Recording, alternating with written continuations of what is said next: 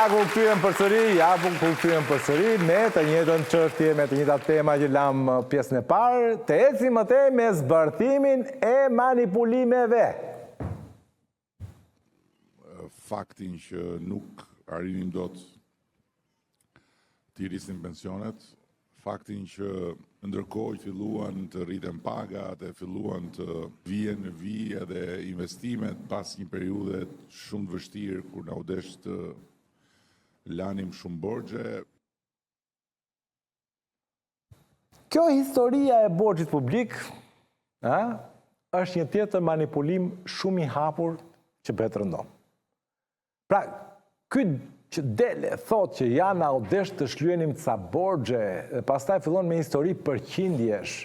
Jo ishte borxhi 70%, jo po sot është 54%, jo po u lodhëm duke shlyer borxhe, jo po u këput ky se kishte hallit e borxhi.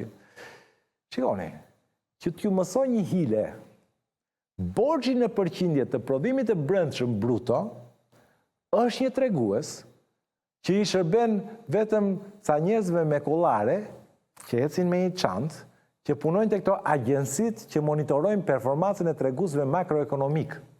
Si që janë për shumë ta vlerësuesit e performancës makroekonomike, si që janë Moody's, Fitchi, etj. Pra, vetëm këtyre ju intereson. Askuj tjetër. Askuj tjetër nuk intereson. Se sa është përqindja e borxhit në përqindje të prodhimit brendshëm bruto. Shkot. Për organet qeverisë, për organet e kontrollit, për publikun që paguajmë. Ajo që është e rëndësishme, është borxhi material. Pra, sa lek borxh kjo shok? Sa kishim dhe sa kemi? Borxh, lek, shifër, aritmetik. Për ta thjeshuar për gjithë ju. Imagjinoni një situatë të tillë. Në një familje ku vjen burri dhe thot, grua, kur ne të dy bashk merrnim 2 milion lek rrogë në muaj, kishim 500.000 lek borxh. Tani që marrim 4 milion lek, kemi 800.000 lek borxh. Pra, ne kemi ullur borxhin me 5%. Se kishim 25%, kur merrim 2 milion dhe kishim 500.000, tani e kemi 20%, se marrim 4 milion dhe kemi 800.000 lek borxh. Pra, kemi ullur me 5%. Kjo është. Në çdo familje normale, gruaja, e cila do ishte aty si sniper, do i thoshte, si që ka ullur. E kishim 500.000 lek, tani kemi 800.000 lek, ti më thua që është ullur? Si më është ullur? Kishim 500, kemi 800. është rritur me 300.000 bjadje. Dhe pastaj, gruaja që do vazhdonte me të njëjtën persistencë, do pyete, kemi 300.000 lek më shumë. Ku i morëm këto 300.000 lek? Ku i quam këto 300.000 lek? Pra kjo është pak a shumë situata, edhe kur flasin për borxhin publik. Që ta keni parasysh? Dhe për t'i dhënë përgjigje, le t'i referohemi të dhënave që publikon vetë Ministria e Financave në lidhje me borxhin publik. Janë publikime periodike të cilat kushdo mund t'i aksesoj, sepse nuk janë publike, i keni të faqja e Ministrisë Financave. Si që shikoni dhe në tabelën e ekran, borxhi publik në vitin 2013 ka qenë 6.3 miliardë euro. Në fund të vitit 2025, borxhi publik ishte 14.5 miliardë euro. Pra, është rritur borxhi me mbi 8 miliardë euro.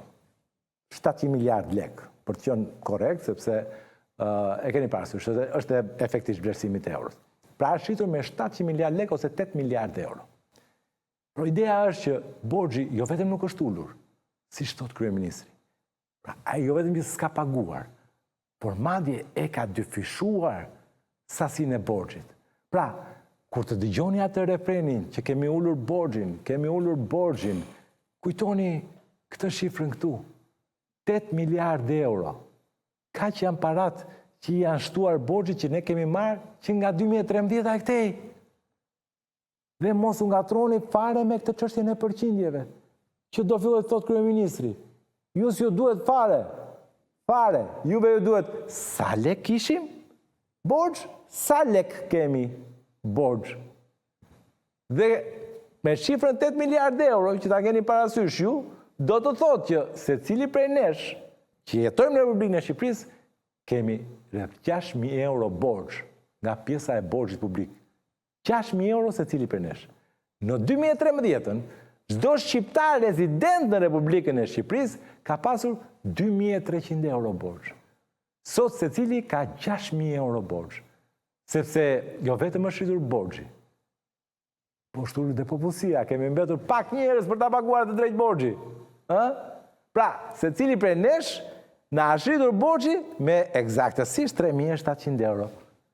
Vetëm favl punës së mirë dhe lodhjes së gjatë të Edi Ramës që thotë do të kishim ca borxhe për të paguar. Ça borxhesh më? Ju nuk po rrisin dot pensione me para se kishim ca borxhe për të paguar, thotë Edi Rama. Ça borxhesh ke shlyer tim? Ti e rritë borxhin mbi 2 fish. Ça borxhi thuat? E vërteta është që pensionistët nuk morën dot pensionet e rritura më përpara, se qeveria kishte mendje të tjera. Kishte pensionet në mendje. Gjatë viteve 2013-2025 janë dhënë 250 koncesione. Këtu e kishte mendje qeveria. 47 prej të cilave ishin me kontribut të drejt për drejt nga buxheti i shtetit. Këtu e kishte mendje qeveria. Kjo është arsyeja. Natyrisht, këtu nënkuptohet korrupsioni me këto kontrata. Jo thjesht kontrata në vetvete. Por, përveç kësaj, jo vetëm koncesionet, po edhe korrupsioni me format e tjera të shpenzimit të parave të buxhetit. Siç ishin tenderat për shembull, apo grantet.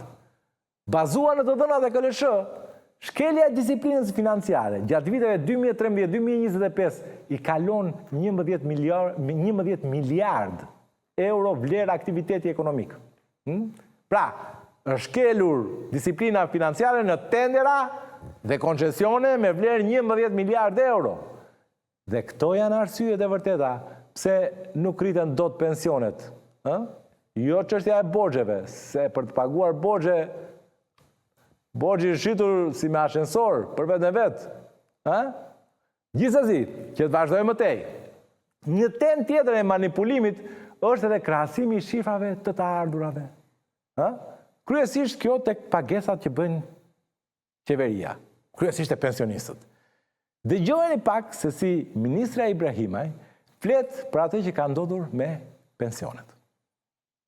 Pensionet që nga viti 2013 janë më shumë se sa dyfishuar. Ne morëm në vitin 2013 situatën që pensionet ishin 86 euro, ndërsa në vitin 2025 pensioni mesatare kam fjalën, pensionet janë 189 euro. E dëgjuat? Tani, këtu kemi 2 pika të propagandës që na duhet t'i ekspozojmë. E para është lehtësisht e zgjidhshme, e dyta do të na duhet ta haj pak kohë. E para ka të bëjë me atë trukun që fola pak më lart. Atë të konvertimit të shifrave në euro. Meqense sot euro është 40% më e lirë se sa në 2013, keni parasysh. Çdo shifre të ardhurave sot konvertohet me euro dhe automatikisht rritet me 40%. Pra, ky është truku. Për shembull, nëse unë merja pagesë nga shteti, pra unë jam pensionist, e zëm në 2013 merja pension prej 14.000 lekësh. Dhe edhe sot në 2026 unë marr një pension po 14.000 lekë.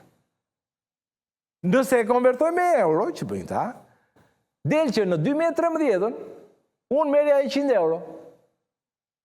Ndërsa sot marr 150 euro. Pavarësisht se mua praktikisht pagesa më ka mbetur po një lloj. Pagesa më ka mbetur matematikisht identike. Se unë jam shqiptar, më zotëri. Unë pagesën e marr në lek, sepse shpenzimet e mia kam në lek, kursimet e mia kam në lek, pagesën time e marr në lek. Pra propaganda e kthe në interes të vetë dhe do më thot mua, pensionistit, zoti Soko, fal qeverisje son të mirë, ty të është rritur pagesa e pensionit me 50%. Nga 100 euro që merr në 2013, fal vëmendje son si qeveri, që duhet na kesh për nder, duhet na japësh voton, ti sot me 150 euro. Si më marritët? Po unë 120.000 lek merja dje, në 2013, 120.000 lek marë sot. Si marritët? Ku marritët? Se të luni mendsh. Ky është truku. Se ajo thot që në 2013 merre 100 euro. Ai 140.000 lekë që jot ishte 100 euro. Tani në 2026 140.000 lekë që jot është 150 euro. Po ai nga xhepi vet, nga xhepi qeverisë ndërkohë, kanë nxjerrë vetëm 140.000 lekë sistematikisht, as është kujtuar për mua, më ka lënë me të njëjtën pagesë gjithë kohën. Pavarësisht se unë i përdor kur vetë dyqani nuk ble me euro, ble me lekë, aty s'ka që duhet. Për propagandë thot mua 100 e kishe, 100 euro e kishe, 140 euro e ke, 150 euro e ke. E kuptoni tani? Ky është truku i euros. Por nëse i referohemi shifrave në lekë, monedhë në të cilën duhet paguajnë pensionet dhe që paguajnë pensionet, situata është pak a shumë e tillë. Siç e shikoni edhe në tabelë, pensioni mesatar në qytet, që nga viti 2013 e deri në fund të vitit 2025, është shqitur me 4.824 lekë, ose me rreth 34%. Nuk është shqitur as 2 fish, as 3 fish, sa thot ministria që përdor euro si referencë. Ja, është shqitur vetëm me 34%. Por, këtu dikush mund të thotë, si shtash unë atë kohë që, shiko, kisha 100 euro, kisha 140.000 lekë, kam 140.000 lekë, a e thotë, ti kishe 100 euro dhe sot ke 150 euro, se edhe forcimi lekut është në formë rritje, do thotë. Se qeveria ka rritur vlerën e lekut. Natyrisht, pensionet indirekt rriten, vlerësohen, kur forcohet leku. Qeveria ka merite edhe për këtë, do thotë. Dikush mund ta sugjeroj këtë gjë. Kështu që i quhet që ka rritur pensionin, sepse duke forcuar lekun ka rritur dhe vlerën e lekut që ti merr si pension. Duke forcuar në krahasim me euro. Këtu vim tek ekspozimi i pikës së dytë të propagandës, për të cilën na duhen disa shpjegime paraprake. Dgjoni, krahasimi i dy vlerave të paras, lekut në këtë rast, në dy kohë të ndryshme, nuk bëhet duke e lidhur atë me një monedhë të tretë. Sepse, përveç se rastit ku ndonjë pensionist do t'i përdori lekët e veta për t'i investuar në Forex, pensionistit as nuk i hynë në punë, as nuk i del gjë nga xhepi se sa euro merrte në 2013, e sa euro merr sot, e sa yen merrte në 2013, e sa dollar merr sot në 2026, se nuk i duhet as jeni, as dollari, as euro, se të dyqani aty shkon merr me lek. Plus kësaj, euro është monedhë. Është monedhë, nuk mund të jetë kurs statik referencial. Dhe sepse si çdo monedhë tjetër zhvlerësohet, edhe euro vetë. Për shembull, 100 euro në 2013 nuk kanë të njëjtën vlerë që kanë 100 euro sot. Në 2013 kishin 100 euro kishin më shumë vlerë se sa sot. Sepse është aksiome e ekonomisë, është rregulli i ekonomisë që daton që kur paraja, domethënë të gjitha monedha, dollari i pari me radhë, u shkëputën nga ari i Bretton Woodsit, që në gusht të 1971-shit, ju e keni parasysh, gusht 1971-shit, që presidenti Nixon vendosi që ta nxjerri arin si kusht i lidhur me monedhën dhe vendosi që ta lej monedhë fiat quhet tani, që është monedhë e lidhur vetëm me ekonominë. Nuk e lidhi më si që kishte lidhur në 45-ën, mos gaboj, me marrëveshjen Bretton Woods, ku një onz ar kushtonte $35 dhe ky ishte kursi referencial i cili e ktheu pastaj dollarin si monedhë rezerve kudo në botë, sepse njerëzit thoshin që një onz ar kushton $35, pra çdo $35 ne kemi një onz ar. Në 71 u prish kjo. Dhe këtu lindi premisa që monedha do të zhvlerësoheshin në kohë, sepse mbetën vetëm thjesht copa letre të lidhura me ekonominë. Po duke qenë se ekonomia arritej, monedha duheshim shumë, copat e letrës duheshim më shumë, atëherë do të thotë që ajo copa e letrës që ne quajmë monedhë, qoftë lek, qoftë euro, qoftë dollar etj. Do humbasi vlerë. Sa më shumë pritet, aq më shumë vlerë humbet. E që ta kuptojmë, paraja në vetvete nuk mbart vlerë, sepse paraja është thjesht një copë letre. Ajo që ka vlerë reale është malli që ti blen me paran. Pra, kujtun, ka vlerë buka, ka vlerë domatja, ka vlerë televizori që mund blerë, pushimet që mund blerë, bileta e kinemas ka vlerë.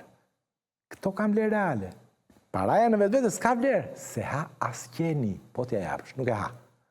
Dhe nëse i referohemi sa më sipër, si që shikojmë edhe në tabel, rritja e pensionit nga 2013 deri më sot është më e vogël se sa rritja e çdo çmimi që bën pjesë në shportën bazë së ushqimeve, kur e krahason me produktet që kanë vlerë. Shikoni, pensioni është rritur me 34%, ndërsa çmimi i bukës është rritur me 100%, që nga 2013 deri më sot. Çmimi i vezës është rritur me 156%. I mishit është rritur me 75%. E tjerë, se nuk doja t'i merresha. Pra, pensioni është rritur më pak se çdo të çmim. Unë këtu kam marrë vetëm një pjesë të shportës së ushqimeve. Po më besoni, raporti i rritjes mes pensionit dhe çmimeve është në këto nivele për gjithë shportën e mallrave të domosdoshëm, përveç energjisë elektrike. Aty rritja është pak më e vogël se sa në këto raporte që kemi këtu, plus që aty ka pasur dhe një kompensim. Dhe për të ecur edhe pak më thellë me analizën. Dgjoni, për të krahasuar dy shuma parash në dy kohë të ndryshme, ne nuk i referohemi kursit të këmbimit të tyre me moneda alternative. Sepse dhe moneda alternative, si shtam, është subjektive për vete. I referohemi fuqisë blerëse të shumës. Pra, çfarë bleja unë në të shkuar me atë shumë, dhe çfarë blej sot me këtë shumë? Shikoni këtu këtë tabelën që kam paraqitur. Këtu kam krahasuar fuqinë blerëse të pensionit në 2013 dhe fuqinë blerëse të pensionit në 2025. Pra, ta thjeshtoj, sa bukë, sa verë, sa mish mund të blejë nëse shpenzohet gjithë pensionin atëherë dhe sot. Pra, imagjinoni për ta krahasuar me vlerën e pensionit, sa ç'është sot, dhe e zëmë se ti do ta blesh gjithë në bukë. Sa bukë blen? Do ta blesh gjithë në domate. Sa domate blen? Kjo quhet fuqi blerëse. Sa blen? Sa vezë blen? Kujt diun? Sa divan blen? Sa televizor blen me anë shumë. Kjo quhet fuqi blerëse. Fuqi blerëse e paras dhe është vetëm një formë objektive e matjes së fuqisë paras. E matjes së shumës reale. Siç e shikoni edhe në tabel, me 140.000 lekët e pensionit mesatar në vitin 2013, një pensionist, duke ju referuar çmimeve të kohës, mund të blinte gjithsej 234 bukë. Se buka ishte e lirë atë, ishte me 600 lekë. Ndërsa në 2025, një pensionist me 189.000 lekët e pensionit mesatar mund të blinte 157 bukë. Ka rënje. Jashtëzakonisht shumë rënje. 40% rënje. Në 2013 mund të blinte 1564 kokra vezë. Sot mund të blej vetëm 822 kokra vezë. Është gati 50% rënja. Pra është ndarë gati në mes. Pra pensioni, nëse blejnë bukën, ka rënë 40%, nëse e krahasoj me vezën, ka rënë 50%. Në 2013 mund të blejnë 17,6 kg mish. Sot mund të blej 13,5 kg mish. Nëse i referohemi mishit, ka rënë me 30% pensioni nga 2013 sot. Kujdes, ka rënë. Jo është rritur, ka rënë. Ka vajt grop pensioni. 30% nëse i referohemi mishit. 50% nëse i referohemi vezës. Se ky është krahasimi real. Kjo është vlera reale e pensionit. Qa blej? Shumë me numra më, shifra më, letra me ngjyrë më, me numra aty. Aty meri si ha asqeni, e thash atë. Dhe duke ju referuar fuqisë blerëse, pensioni mesatar në Shqipëri, jo vetëm që nuk është rritur, por ai ka rënë dhe ka rënë shumë atje.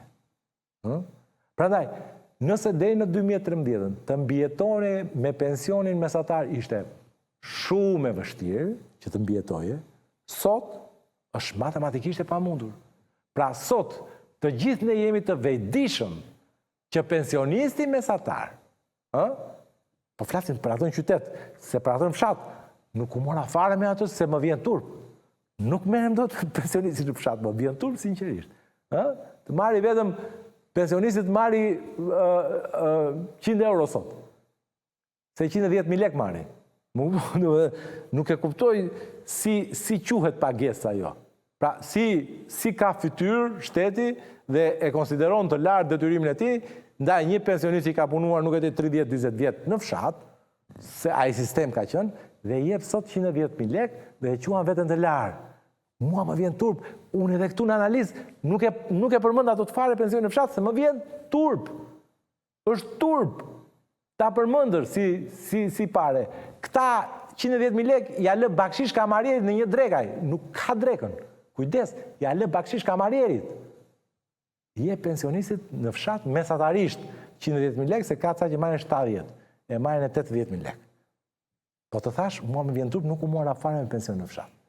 Po ai në qytet, po flasim për atë në qytet, e ka matematikisht të pamundur mbijetesën. Dhe sot, pensionistët mbjetojnë vetëm fal ndihmës që vjen nga fëmijët e tyre. Qoftë ata që kanë në emigrim, apo qoftë ata që i kanë këtu në Shqipëri. Ndryshe, e kanë të pamundur. Dhe pse kemi arritur në këtë pikë, që e kthyem mbijetesën nga shumë e vështirë në të pamundur për pensionistët? Sepse qeveria kujtohet për njerëzit vetëm kur shkon për fushat elektorale. Vetëm kur i duhet i takoj paramediave. Atëherë kujtohet për njerëzit. Shikoni, për shembull, çfarë bën për ta kuptuar se sa me hile ja u kanë njerëzve. Në të vërtetë, kur janë jashtë kamerave. Shikoni çfarë bën me bonusin e pensionistëve, për shembull. VKM-ja e miratuar për bonusin e pensionistëve nuk realizoi rritje pensioni. A kot ato. Është më tepër u përpoq të menaxhon dhe situatën e keqe të pensioneve, duke u përpjekur të vendosë një farë pariteti mes pensionistëve, se sa të rrisi pensionet. Po ta dëgjosh të thotë, kemi rrit pensionet, thotë. Problemi i parë me atë VKM është se përcaktonte rritje pensione, ose më saktë bonus pensione, vetëm për 60% pensionistëve. 40 të tjerët të ngroheshin në diell, si i tha ai te lulkuqen Mimure, të tjerët ngrohen në diell, i tha. Kështu edhe Rama, 40% të tjerët e pensionistëve që nuk morën bonus pensioni do ngrohen në diell. Këtë thot kryeministri jon. Përveç saj, ka edhe një truk tjetër që nuk përmendet, nuk e thot njeri. Pensionisti në qytet, për shembull, që merr një pension nën 40.000 lekë. Bonusi nuk është i thënë që t'i rritet për 5 vjet rresht. Siç thot kryeministri, do t'ja rrisim me 5 vjet rresht, kemi 100 milion këtë vit, pra do e rrisim këtë vit, vitin tjetër 2 fish, vitin tjetër 3 fish, fillon me këto matematikrat e rënda, më kupton? Nuk është e thënë që t'ju rritet çdo vit për 5 vjet rresht, por deri kur pensioni të arrijë shifrën 40.000 lekë për pensionistin që merr pension plot në qytet, apo 22.000 lekë për atë që merr pension pjesëshëm. Po të arritje aty, nuk ka më rritje.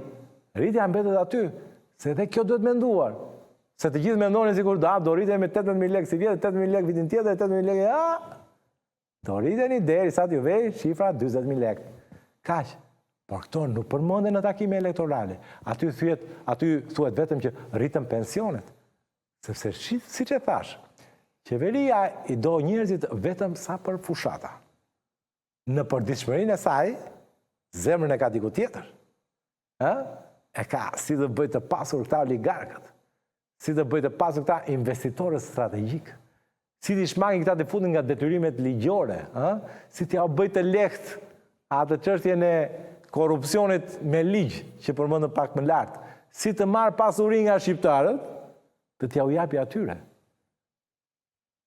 Për këtë e kam mendjen. Gjithsesi, me këtë të fundit do merrem pak më gjatë herën tjetër, javës tjetër kur flasim, sepse e kam bërë një zullum kur miratuan ligjin për portet, atë amendimin për ligjin për portet në parlament të javë. Po do merrem javës tjetër, se sot doja të merresha pak me këtë dekriptimin e manipulimit që vjen nga propaganda. Shihemi javës tjetër, stay safe.